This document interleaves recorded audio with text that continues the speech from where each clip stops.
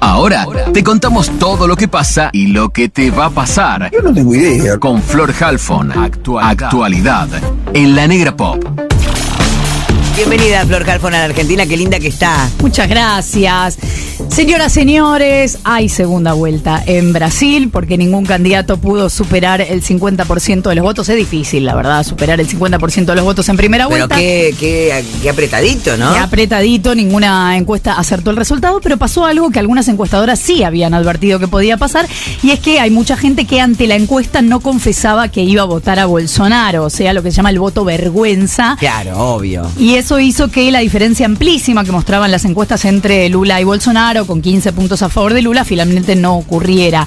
Fue una elección recontra polarizada, muchísimo más de lo imaginado, y terminó con Lula ganando, pero en una elección, como dice la negra, cabeza a cabeza. Al final hubo 5 puntos de diferencia. Es difícil pensar que Lula no va a conseguir los 2 puntos que le faltan. Hizo una buena elección, más de 55 millones de votos, pero la elección de Bolsonaro fue sorpresiva, más de 50 millones de votos, y no sabemos con esta elección tan cerrada cómo va a reaccionar en la segunda vuelta Bolsonaro con ese fantasma del fraude que ya viene agitando y el apoyo que tiene de las Fuerzas Armadas. Otra cosa para decir de la votación de ayer, que terminó 48-43, es que se elegían también senadores, diputados, gobernadores, y ahí el bolsonarismo se fortaleció, con lo cual si Lula gana en segunda vuelta va a tener que negociar legislativamente con esa fuerza política que llegó para quedarse. Ahora les voy a ampliar algunos nombres de los que ganaron ayer.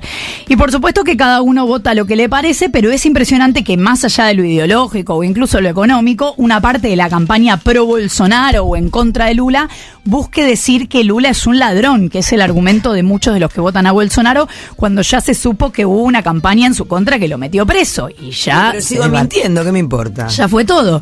Recordemos que en su gestión Lula sacó a 40 millones de brasileños de la pobreza, llevó a Brasil a ser la 6ª potencia mundial, se fue con el 87% de imagen positiva y ahora está peleando voto a voto con Bolsonaro. Esto para que entendamos también la fortaleza que hoy tiene Bolsonaro.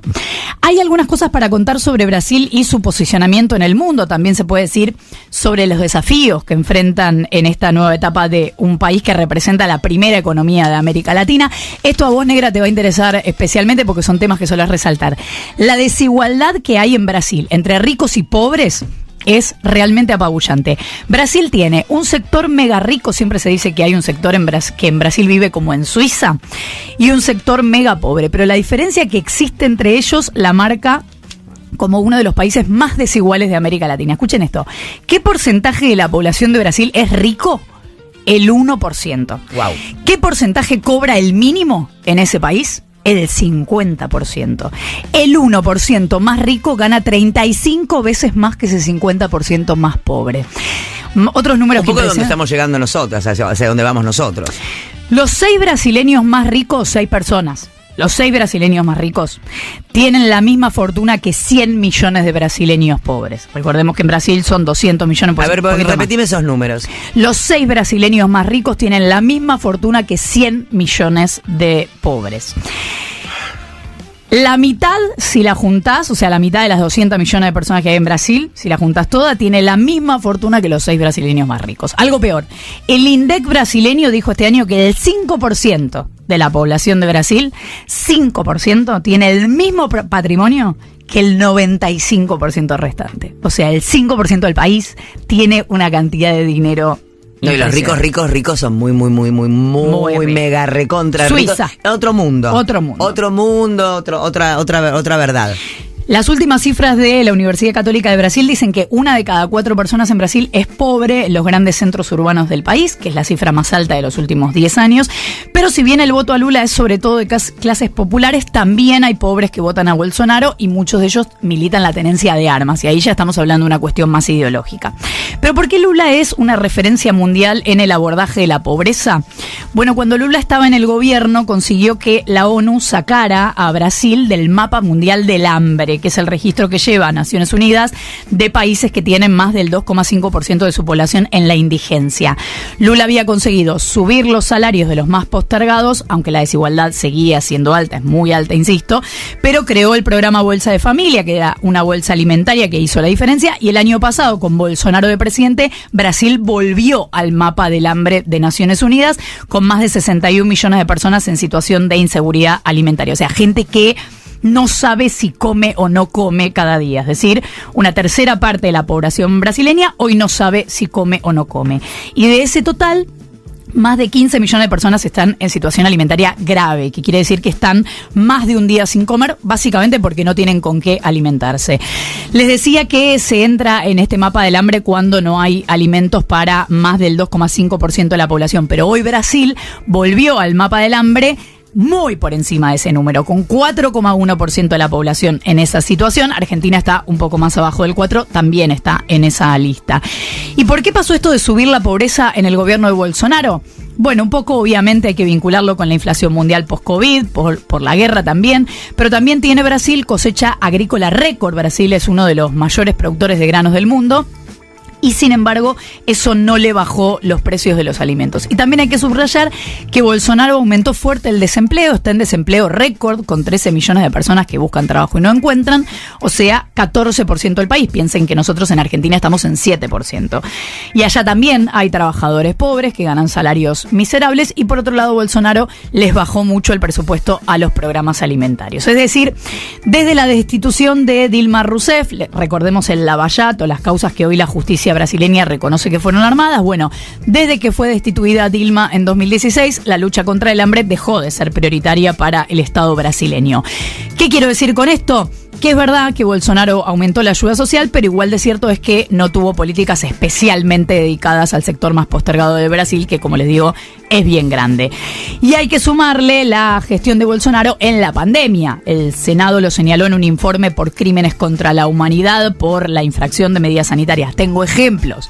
Bolsonaro decía que el COVID era una gripecinia, se acordarán de eso, pero además se supo que el tipo les impuso a los trabajadores de la salud el uso de remedios sin eficacia comprobada.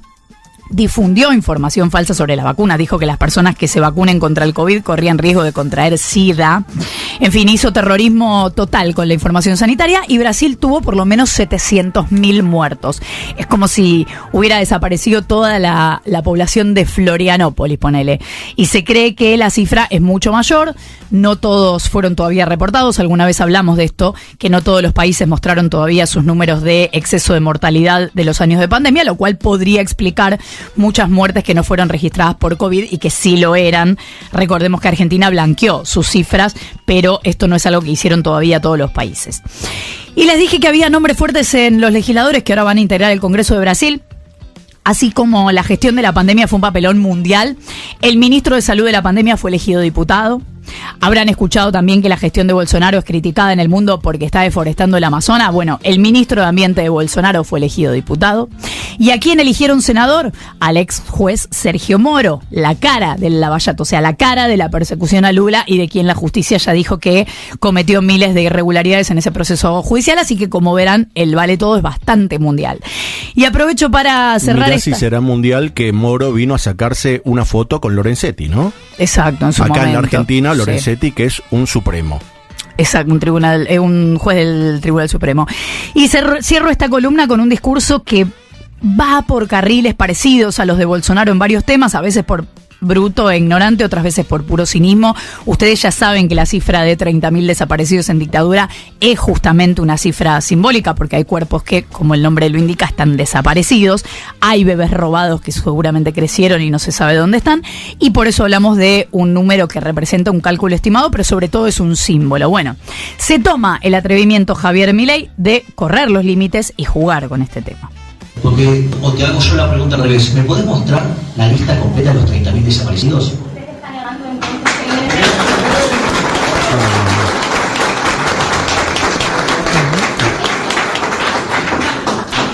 Aplauden. Esto en Tucumán. Se ponen a discutir quiénes están ahí. Quiero aclarar que esto no es una frase cualquiera. Milei viene trabajando electoralmente haciendo alianzas con militares que formaron parte de la dictadura de la que estamos hablando, y esto viene sucediendo desde hace varios años.